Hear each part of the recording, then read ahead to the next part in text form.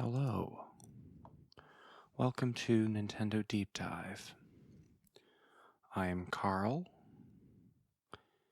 and this is part 3 of my Nintendo GameCube show and tell, where I'm going through my software library of the Nintendo GameCube in chronological order.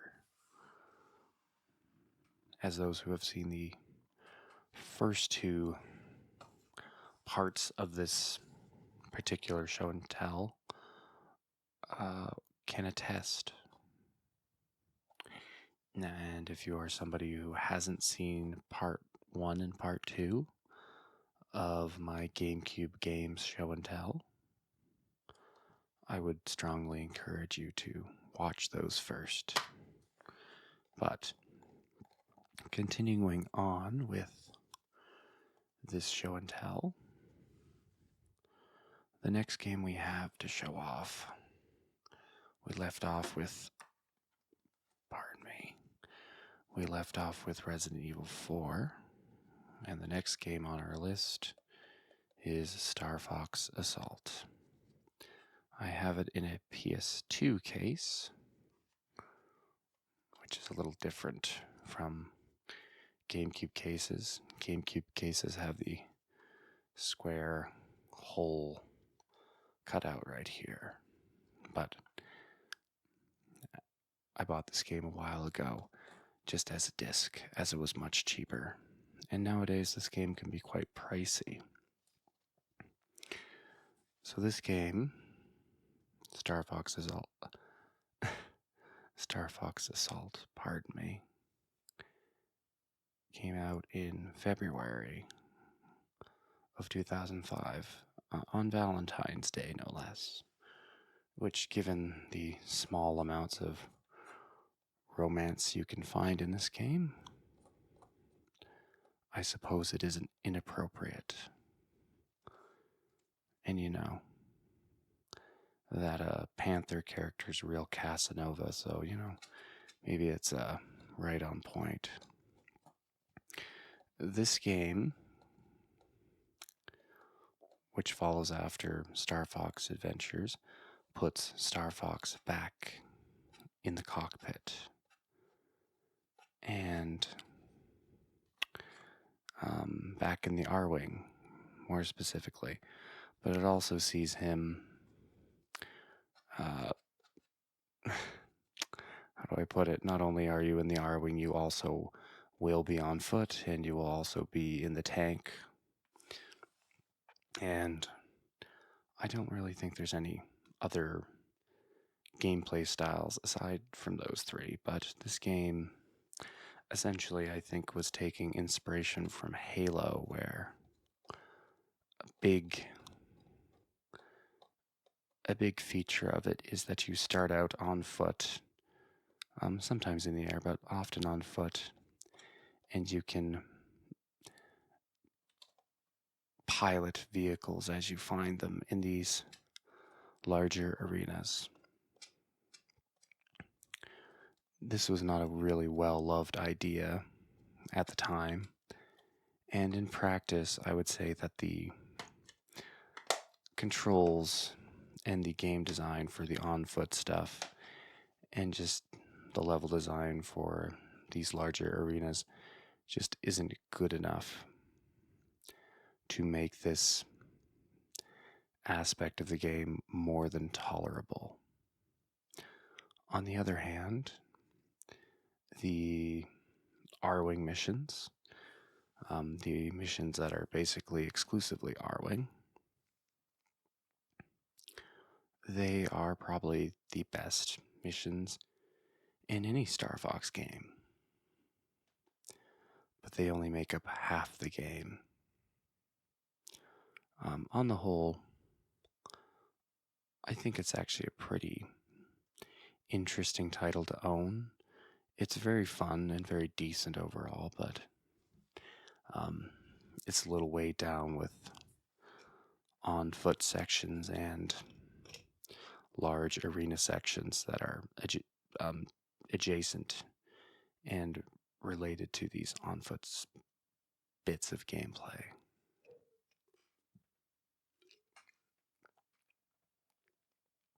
So, I've said a lot about, excuse me, I've said a lot more about Star Fox Assault than I intended to. After Star Fox Assault, also on the 14th of its release month, but this month being March, we got Donkey Kong Jungle Beat, which apparently is a bestseller. Compatible with DK bongos. I've only played a little bit of this game, but essentially the entire game, in a nutshell, was a platformer that utilized the bongos that had been made for Donkey Konga, which I don't own any of the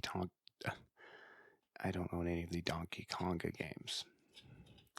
But this game, it was developed by Nintendo EAD, no less, or of all people, rather. I'm sorry, my turns of phrases are getting messed up. Either way, Nintendo EAD, famous for Mario Sunshine and Super Mario 64, and who would later go on and do Galaxy, they made this game, and it's a short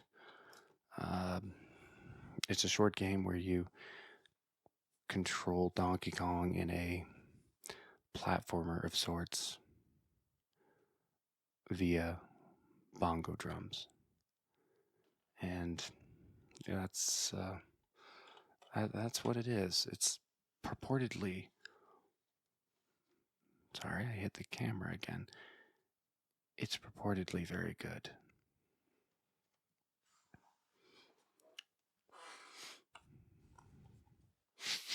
And after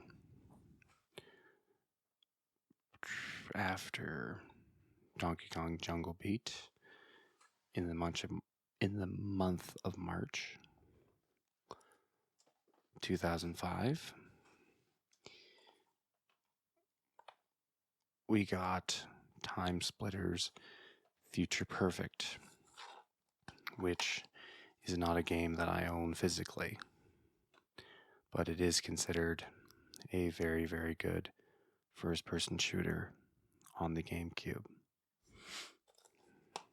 So that's all I can say about it right now. And still in the month of March, and still a game that I don't own physically, we got Splinter Cell Chaos Theory, which, can't show you anything, but it's supposed to be the best Splinter Cell game up until that point, and going past that point too, for a time. So, yeah, I can't really say too much about it other than that. And then, after a pretty busy March and February prior to that March, we wait until July for our next big title. And that would be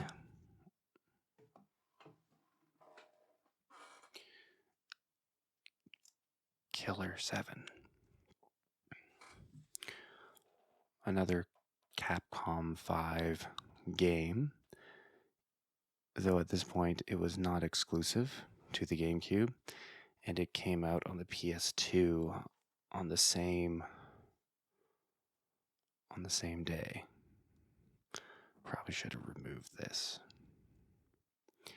But I have heard that the PS2 version is very, very poorly optimized, and this is the definitive way to play Killer 7, which has a very beautiful bit of box art with a nice, bold font. So, this game is a first-person shooter that is essentially a puzzle game as well, where you kill these mutants and monsters of sorts. I don't know if that's what they are exactly, but you kill things, but you have to figure out the right way to shoot them in order to kill them. And you have 7 different assassins that you can switch to at any time, I believe. And they all have their own unique attributes. And you do so accordingly, or rather, according to what enemy you are fighting and their weaknesses. It's otherwise almost like I don't know how to describe it. It's not really a moving game. You're not in a 3D arena so much. You're more just going back or forward with some branching paths to choose between at set intervals, with a very strange story unfolding as you proceed. It's one of those games that a few people hate, and then a lot of other people really, really love. At least those people who are Suda 51 fans, as this is a Suda 51 game. So naturally, there is a divisive quality to it, as is the case with No More Heroes, where the vexation within the game, it may or may not have some sort of intentionality to it, which is the cause of this divisiveness. I have not played this game, and I'm not even sure I have the stomach for it, now that I think about it. But it did look really interesting, and fans of it are fans of it. Big fans.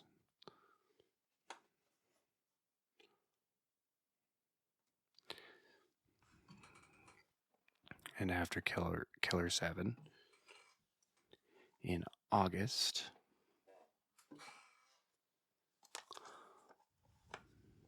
August 15th, 2005, we got Geist.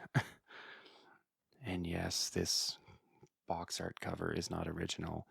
It's just a printed out, it's just printed out on paper from my printer a while back, which was running out of money. So Geist is not a game I've played. I don't believe it's all that well regarded, but the core conceit of it sounds really interesting. It's also notable because it is one of the only M-rated games that Nintendo actually published themselves, and even paid for in part.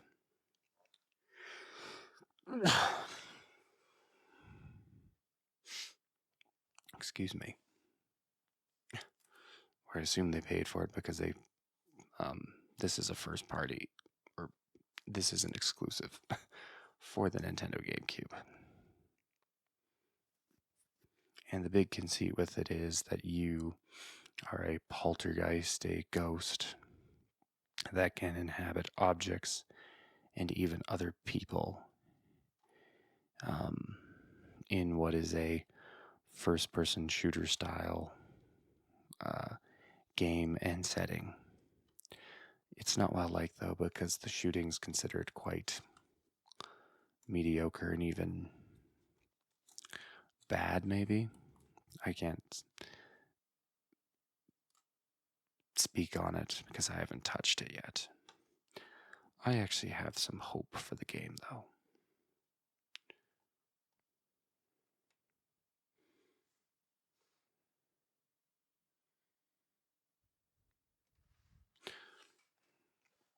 And after Geist,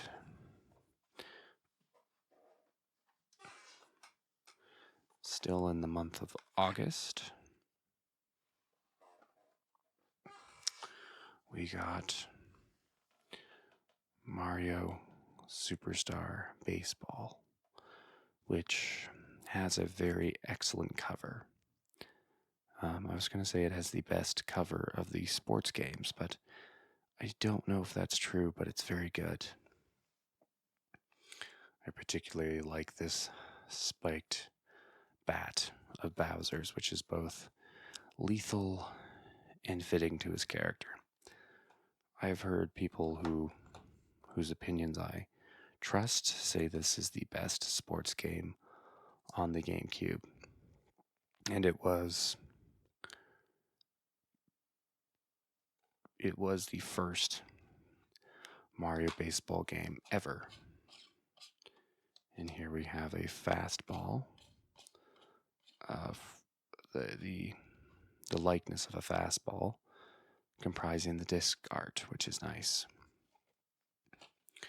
So one thing that it seems apparent with this game is that the arenas, the fields that you play on, the diamonds maybe, I think just fields is what you would call a baseball diamond. They're very creative and use they use the Mario IP to really make some interesting baseball diamonds, which is thus far the most exciting aspect of this game for me. But there's also another big aspect of the game that people like, where you can build up a team roster and see how far they go in a series, which is very fun and full of exciting possibilities. I paid a pretty large sum of money for this game, and even if it's just good, I'll be happy with paying that amount. This is just a really great bit of box cover art. Sorry, I'm fumbling my words. And in general, the GameCube, just the box art from the spine to the cover to the backside, it's probably the strongest box art for these systems. And I really do like the spines having that one consistency with the black banner, though sometimes it's yellow, of course, and then each game having its own unique remaining spine. It looks great. So after Mario Superstar, baseball,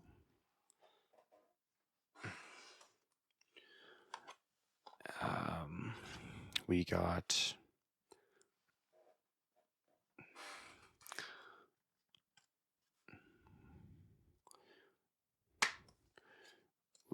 Battalion Wars.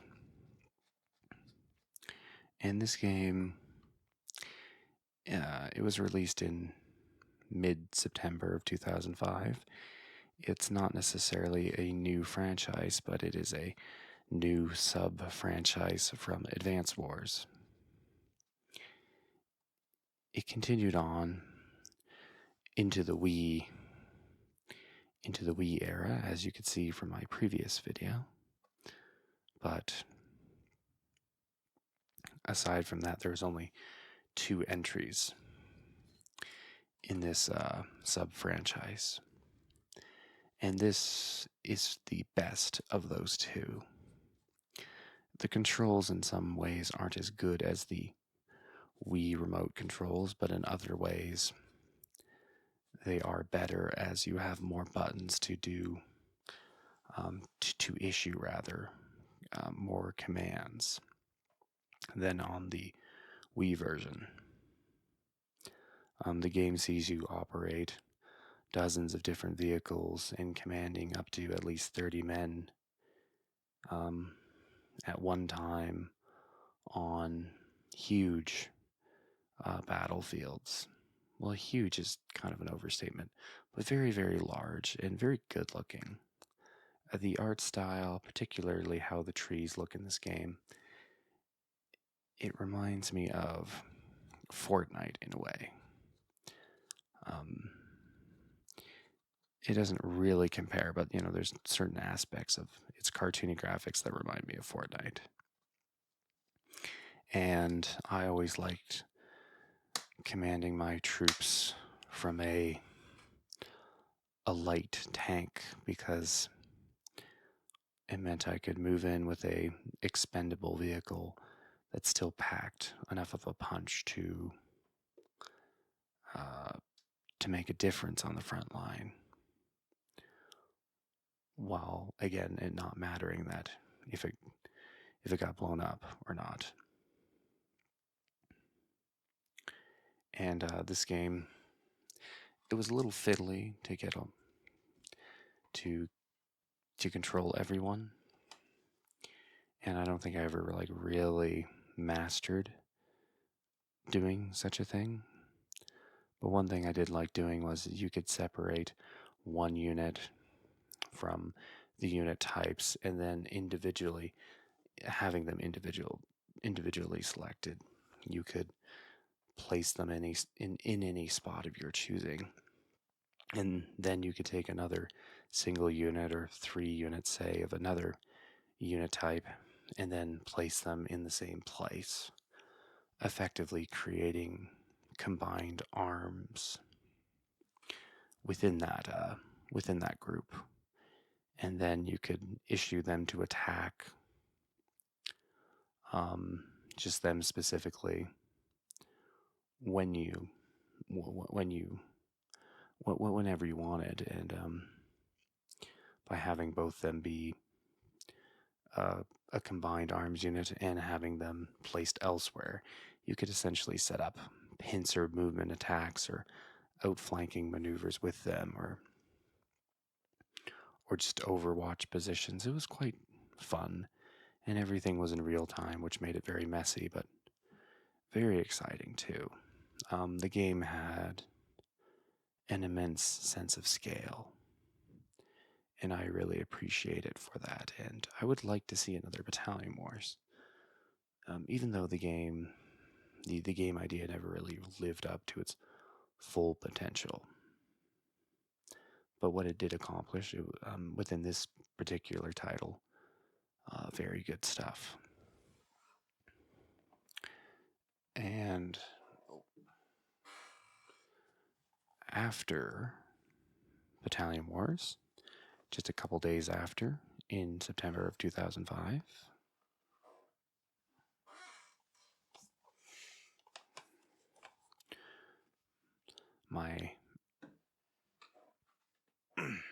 my stack of discs is getting very low. I'm really having to reach down to grab at them. In 2005, September of 2005, we got not Lost Planet, but Ultimate Spider-Man. Now, Ultimate Spider-Man isn't as beloved as Spider-Man 2, but I would say I'm more keen to play it, because rather than being realistic, quote-unquote realistic, in its graphical style, like the movies, this is based off of the comics. I even think Marvel Comics or some of the comic writers even had a hand in making the story and possibly having a hand in the visual style, because the visual style is like the comics. I assume the comic line Ultimate Spider-Man, if that is a comic line, which I'm 80% sure it is. So, in doing so, this game has a more or less timeless art style. The draw distance, because it's so limited, buildings do essentially become gray blocks in the distance, but that is appropriate for a cartoony game. And you, in this game, it's an open world just like Spider-Man 2, but instead of just playing as Spider-Man, you also get to play as Venom, who has his own unique set of controls. And yeah, I don't think this game was as beloved as Spider-Man 2, but I have high hopes for it. It looks really good to this day with its comic book art style. Like, quite good, almost timeless. And the Venom controls, which differ very heavily from Spider-Man, look really cool. And the web slinging system that was in Spider-Man 2, I believe, is still present within this game as well. So I will be surprised if this one isn't a winner. Now, one thing I'll say before I continue on,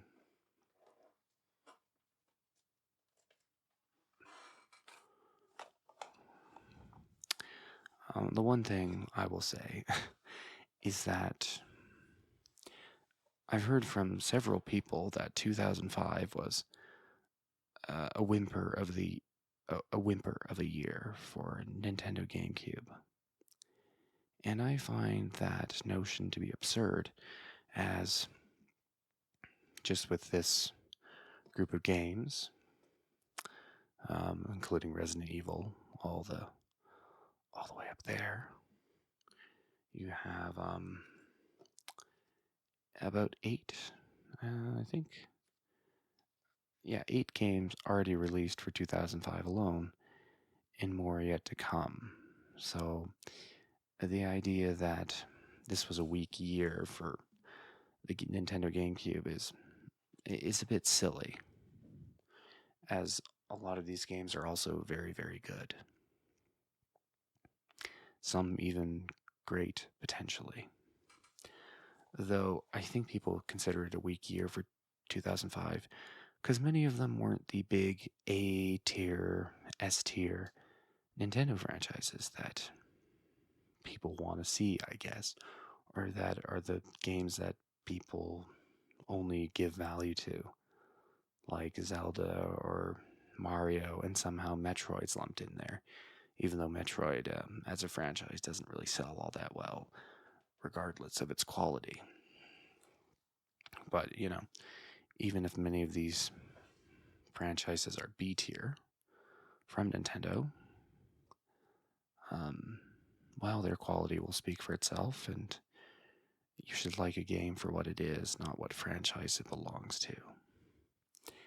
Anyway, 2005 is looking to be a pretty upstanding year for the GameCube thus far, which the system, as of yet, has not had a bad year. At least as far as I've gone.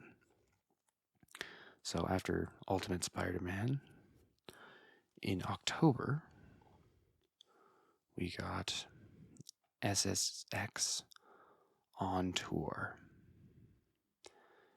Now, this game, it's remembered in a bit of an odd way because it's essentially remembered as the game that's not as good as SX3 or SSX3 or SSX Tricky. But even so, it's purportedly still a very good game, featuring a unique art style where everything is essentially hand-etched like it's a scrapbook doodle, or reminiscent of that, as you can kind of see right here in the in the back panel. And, it's very early aughts in terms of attitude and grooviness, whatever you want to call it. Just, I don't know, like early aughts grunge kind of attitude, which can be a bad thing, but in this case, and you can see more of it here, in this case, I think it's a good thing. So, SXX, whatever these three letters sound like together, supposed to be quite a good game, even though it's not as good as the games that preceded it, which it's not the end of the world if that's the case, as long as the game is unique and interesting, which this game is. And it was also developed by EA Big, and it's got a very nice spine, and that's all I'll say about it. So after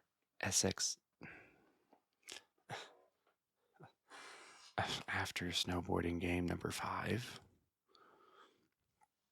in October, we got Fire Emblem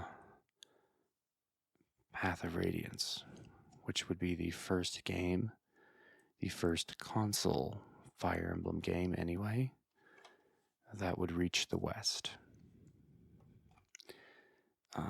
People have differing opinions on this game, but the prevailing one, at least maybe the one I choose to believe, is that this is among the best of the Fire Emblem games. Not necessarily the best, but it features everything you want out of a Fire Emblem game, including really outstanding box art. The character portraits in the game specifically are very, very good looking, and the map design is also quite good in this game. There is some weaknesses. The models in the game look relatively fine, but they're a little crude and their animations are a little stiff. And I think the people who made this game actually said that they were only 70% done it when they released it. Even so, it's well liked and revered by Fire Emblem fans. And it's a good starting game if you want to get into Fire Emblem without being a casualized title. And I'd say it's a good game to get into to start Fire Emblem if you have it, but the chances are you don't have it, and you never will have it unless they do a remaster of it, because this game's price is absurd. This is the most I've ever played. This is the most I've ever paid, pardon me, for a game ever by a long stretch. But I really do love Fire Emblem games when they're good, and this one is supposed to be very good in that classic Fire Emblem way, with a strong story, some good writing and good characters, and great map design.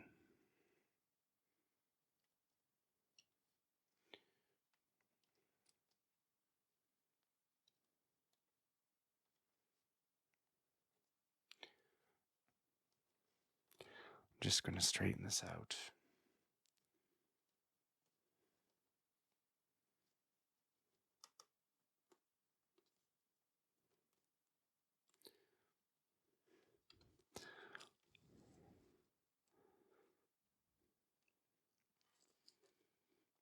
Okay. And this is a beautiful bit of spine art right here. Which, that doesn't sound right. It's very good art on the spine of the box, to phrase it better. And after Fire Emblem, going into November, we get Mario Party 7. There were 4 Mario Party games released on the Nintendo GameCube, which I guess is cool if you like Mario Party. Though I suppose it's a touch sad that that makes it the most numerically superior franchise, Nintendo franchise anyway, on the Nintendo GameCube. Even so, Mario Party 7, this is considered, I think, the second best of the Mario Party games on Nintendo GameCube, or at least fighting for second best. I think it's either maybe 5 is considered better, but I'm pretty sure that this is considered better than 5. I've only played a little bit of it though, with Mario Party 6 being the clear, definitive by a long stretch, superior Mario Party on the system. And this one came out after, and it used some of the features, but didn't use the day-night cycle that was in 6 that changed the boards dramatically. And it was prominent in each and every board. But this one does use the mic that came with Mario Party 6 for some mini games, and the boards are probably pretty good. And well, it's a Mario Party game, so really the quality of it is, in my estimation, dubious, but I don't know. There's something fun about the nonsense of it. And Mario Party 7 serves as my representation of Mario Party as a whole on the Nintendo GameCube.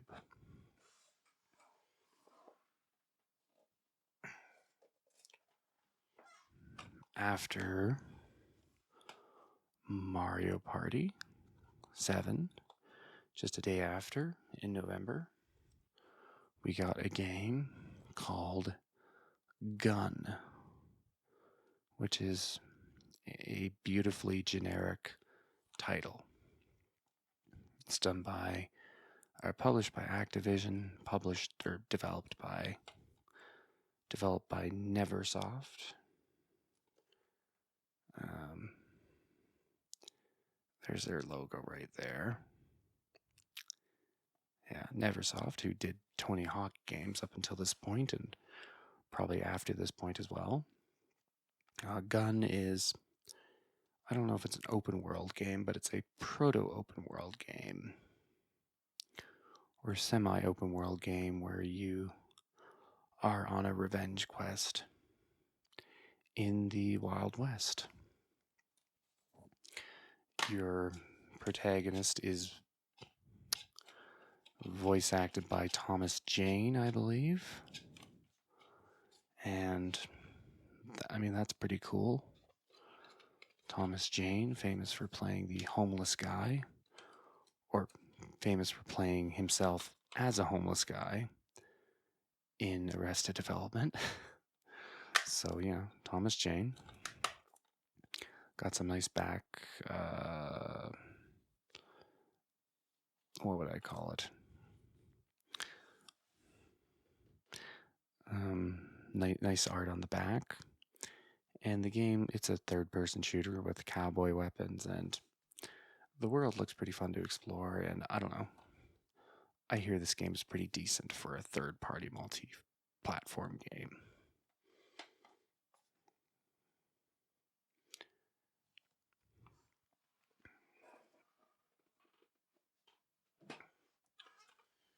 After Gun, and definitely more than decent from my experience. From Russia with Love, a 007 title. Also developed or also published by EA, who developed it. It's probably Visceral Games or EA Red Shore at the time, who would become Visceral Games, who would go on to do Dead Space. I think I like this game, or I'm pretty sure I enjoyed this game more than I enjoyed Everything or Nothing. It's essentially a continuation of Everything or Nothing's gameplay, though with some fun new twists. The big thing with this game is that it takes the Everything or Nothing movie, that particular license, and not only does it make a really great representation of that as a game, it even almost retroactively makes Everything or Nothing a bigger, more exciting James Bond story, particularly with the final level and final boss. I really enjoy From Russia with Love for its very stripped down nature, as it was the only, or as it was only, pardon me, as it was only the second James Bond movie at the time. Anyway, though, this game makes it a little more bigger and more bombastic in that 007 way. Similar to like Goldfinger, which Goldfinger essentially cemented the formula for James Bond. And this game, just playing within the parameters of James Bond in the 60s as Sean Connery, who, as it says here, feat starring Sean Connery as James Bond. It does star him, and he does a decent job. And it feels like the movie. And the music from that movie playing in the menus is very good, and the gameplay is super awesome. One thing that I like about the gameplay, which is the epitome of the gameplay, is shooting a grenade that is sitting on someone's belt and then having it explode on their person, killing them and anyone around them. There's other examples of doing stuff like that, but it's really, really cool doing things of that ilk. And that's what the combat is in that game. It's all about being devious and doing things in both a stylish and more off the wall manner rather than just getting a headshot, though you can do that as well. And I clearly very much liked the shooting in the game, as I used the pistol for 90% of it rather than any of the other weapons, because I just thought the pistol was real slick in that game. So From Russia with Love, it's not as well regarded as Nightfire or even Everything or Nothing, but it should be. So it's the last James Bond game that I have, and I think the last James Bond game on this hardware, though, well, there's also Rogue Agent, which I don't own because it's not very good. But anyway, you have 3 very good James Bond games on the GameCube.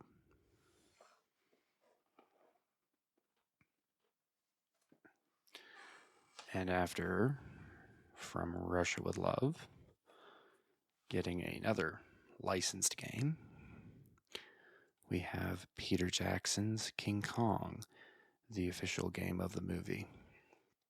And I have heard nothing but great things about this game. It was developed by, it wasn't just published by Ubisoft. It was developed by one of their main guys, Michel Ancel. And there was a 360 version, which probably looks a little better, but it is for all intents and purposes a 6th gen title. I haven't played it, but the monsters within it look really good. The combat's supposed to be quite good. The adventure is supposed to be very good, as I think King Kong, though a little long and what would be the word? Gratuitous in some ways, or in some sequences, is a fantastic adventure movie, and one of the last great adventure movies in the vein of Indiana Jones and The Mummy.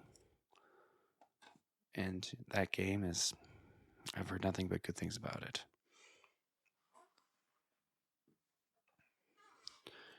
And then after King Kong, we got a piece of bubble wrap. Now, after King Kong, December 1st, 2005, we got Prince of Persia, The Two Thrones. And this is considered a much better game than The Warrior Within. Maybe it's not as groundbreaking as the first game in this trilogy, but I've only heard good things about this game. What good things have I heard? I don't remember. Anyway, it's confusing because that game was later released a year later on the Wii. And it had a different name, and so it's like, is that a different game? And no, it's not. It's just reworked in kind of a lazy port, but that was always the confusion with this Prince of Persia, as this is one of the first Prince of Persias I laid eyes on in 2006. Also published by Ubisoft, which I think those are basically the last games to come from third-party developers on the GameCube, predominantly anyway. And as you can see, we got a lot of stuff from EA, a lot of stuff from Ubisoft, 2 Ubisoft games at once, games from Activision with Gun, and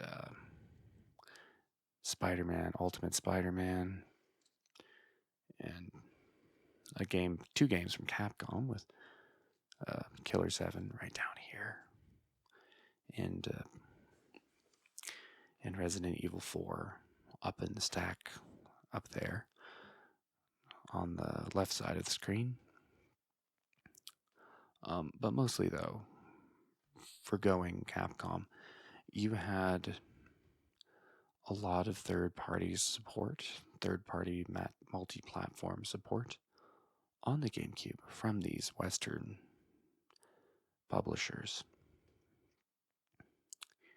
And it gave the GameCube a very strong library that had almost a seemingly equivalent nature to the PS2 and the Xbox original, though in reality, like, it didn't fully have equivalents to those other platforms, but all the big hitters that you associate with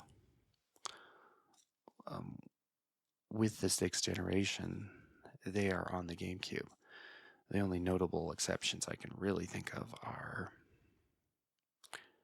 Battlefront and GTA, and maybe the game Black by Criterion Games.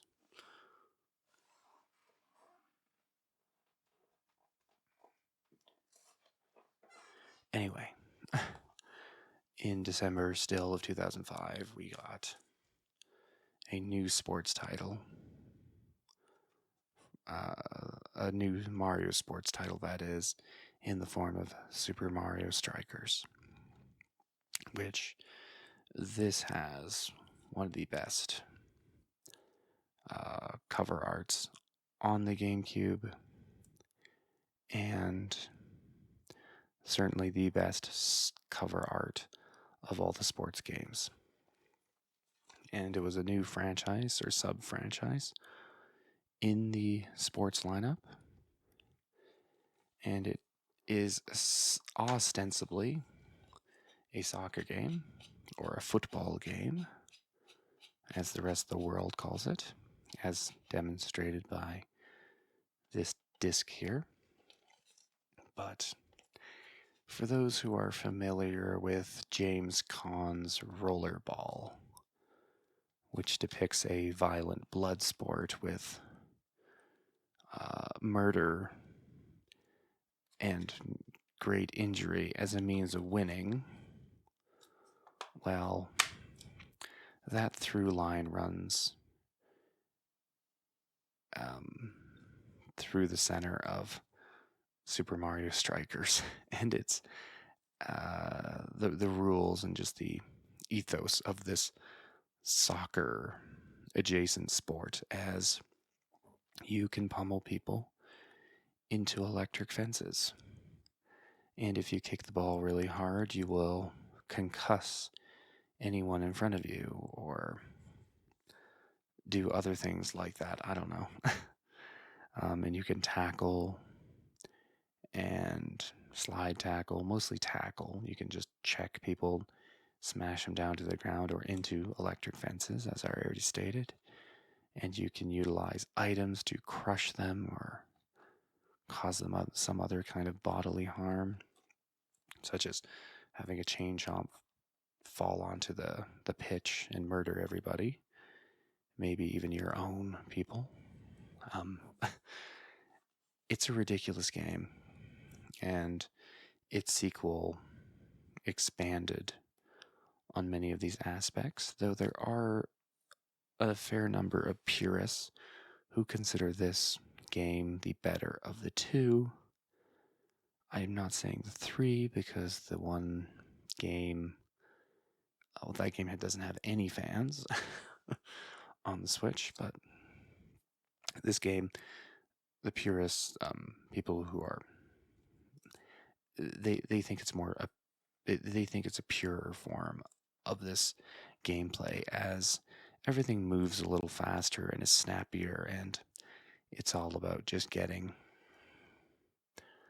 or just making rather, solid plays to score.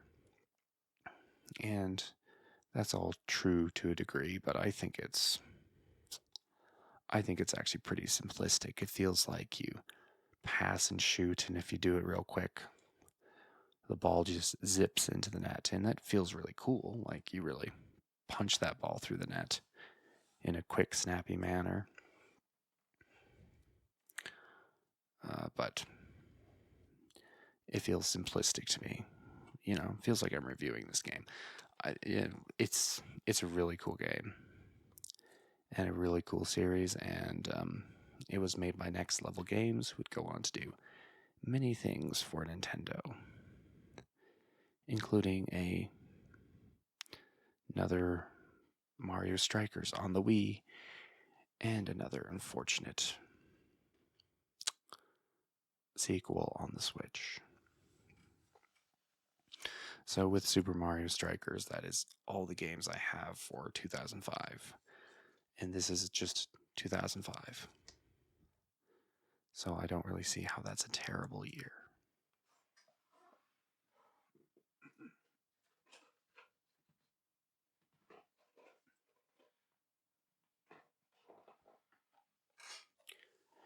And going into 2006, where people I believe are a bit loony for saying that 2005 was an off year for the GameCube.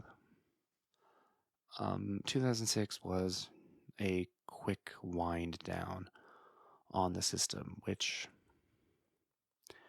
controversial opinion, I'm fine with Nintendo having a wind down year in the final year of their system, as the alternative is God of War 2 coming out in 2007 for the PS2, or Final Fantasy 12 being a PS2 exclusive in late 2006, which, I mean, it definitely gives value to those systems, but when you have newer systems coming out that have a greater potential to impress, well, anyway, I'm just saying it's fine to have this wind down period that you see with the GameCube.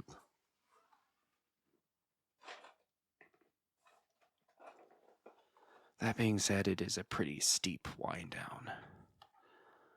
The first game, the first notable game to come out in or for the GameCube, at least that I have on my list, and by notable, I suppose that's a generous approximation, is Odama, which has, I don't know, I was saying that Super Mario Strikers has really good box art. This is pretty good box art itself. You basically see the game in its entirety here.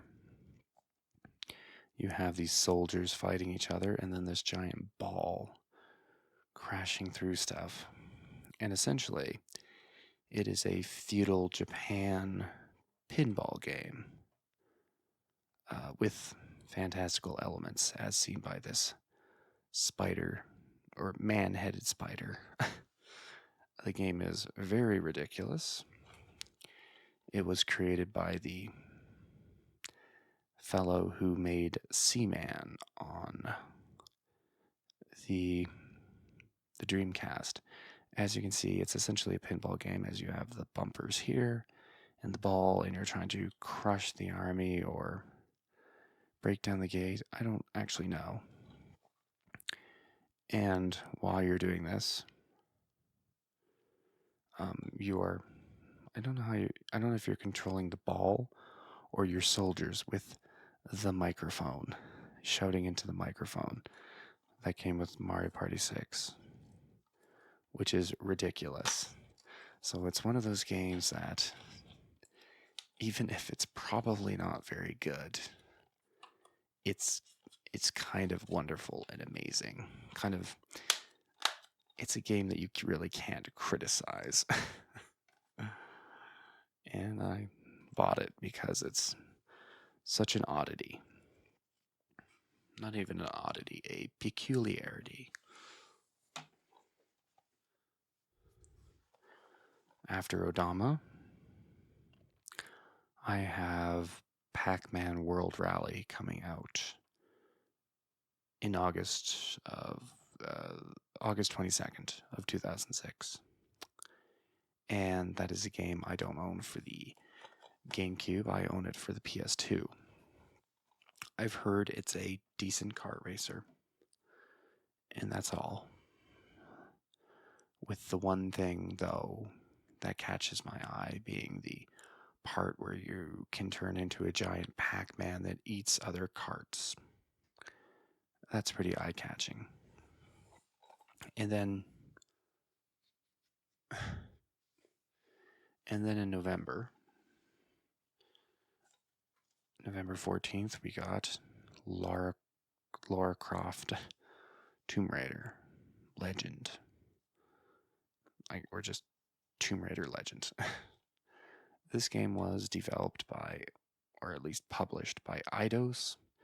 I believe it was developed by Eidos. The makers of Hitman, I'm pretty sure. And it was a reboot of the Lara Croft, or the Tomb Raider franchise.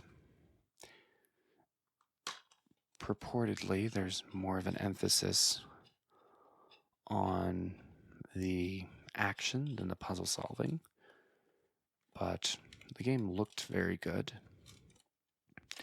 and it was released on the Xbox 360 and PS3, but those versions essentially are 6th gen games with 7th gen lighting, which is, in my opinion, has an element of clash to it. Whereas this game, on the GameCube, it's definitely a lot darker, the lighting, but it's fitting for its graphics. And it is about 6 months after, or 5 months after, the PS2 version of Tomb Raider Legend. So normally I wouldn't really call it a meaningful game on the GameCube, but it is shockingly better looking than its PS2 counterpart, which is blurry with lots of overexposure from excessive bloom. So for the 6th gen, this is the definitive way to play Tomb Raider Legend, and it is the last game I own on the Nintendo GameCube. And though that is the last game I own on the Nintendo GameCube, in December 11th of 2006, we got Twilight Princess, The Legend of Zelda Twilight Princess, which I flirted with the notion of owning it, but it's a lot of money for a game that I already own 2 versions of. And it would essentially just be a lesser version of that game, at least compared to the 1 version I own of it. Though, when it came out, just a week, 3 weeks maybe, after Twilight Princess on the Wii, it was essentially possibly the definitive version of that game for many people, and it had its advantages, and there was a lot of talk about which was the definitive version, and a lot of people,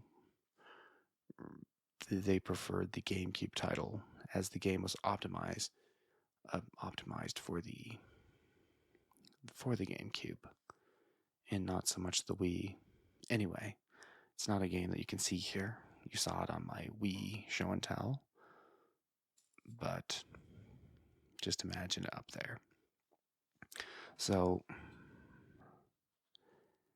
the total of games that I talked about on the GameCube was 92, which is a lot of games. And with an additional 15 games that I own on the PS2, and then maybe another 20 games, of which includes the other Mario Party games, the GameCube's lineup was about 128 titles worth owning, or 130 maybe, which is really, really good. And Nintendo consoles really don't get higher numbers than that.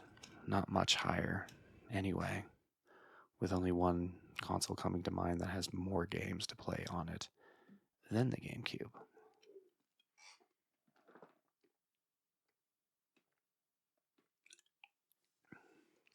And yet, it just did not do very well, which is kind of a shame, but also irrelevant, because I don't predicate, or my love of a Nintendo system is not predicated on its popularity, because that would be a stupid reason to love something. Regardless, I'm going to show you the stack of games in its entirety at the end.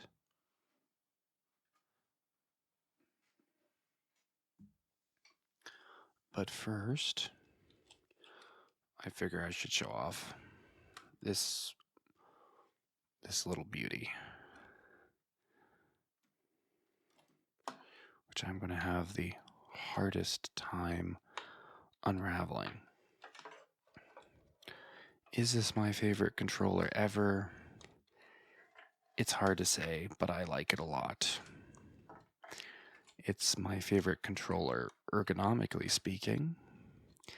It's very small and compact, but still heavy and beefy. It's got these beautiful triggers.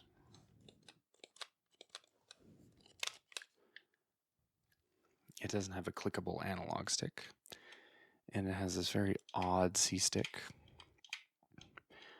And that C-stick is not a C-stick that I've ever thought gave me any kind of trouble in first-person shooting games, though people have suggested that because it doesn't have the flat thumb rest or flat rubber thumb rest that you would expect from an analog stick.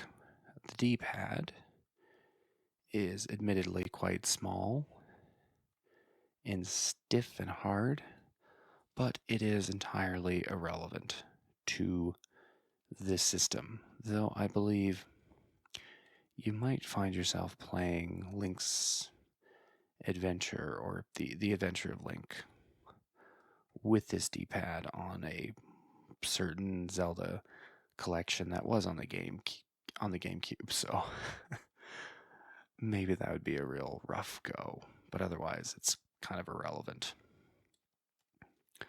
I particularly like the huge A button with all the other buttons orbiting around it, and so you can easily access them and even very easily straddle between the two buttons. The shoulder buttons are beautiful, but the decision to only have one real shoulder button, the Z button, is somewhat of a mistake, and it actually had consequences. Not large consequences, but it meant it had one less button. And the Z button is quite stiff, and I don't really like it, but I guess it does differentiate from these analog triggers. These are triggers, even though they're not called triggers in the fashion that other Nintendo triggers are named. ZL and ZR and ZL, yeah. Anyway, it doesn't matter. This is a very good controller, and it was great to use on this system and off this system, as this is not an original GameCube controller, as you can see by the logo. So, I'm going to try to wrap up this video.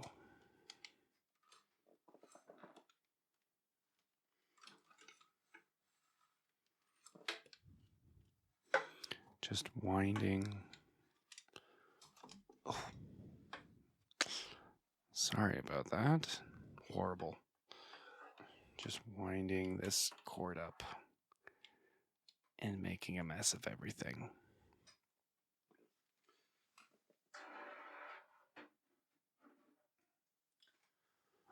So, that is it for the video. I'm just going to show you the stack as it is, but I'm going to sign off right now before I clumsily lift up the camera. So, if you like this video, please consider subscribing or leaving a like, and look forward to more show and tell videos like this. Take care.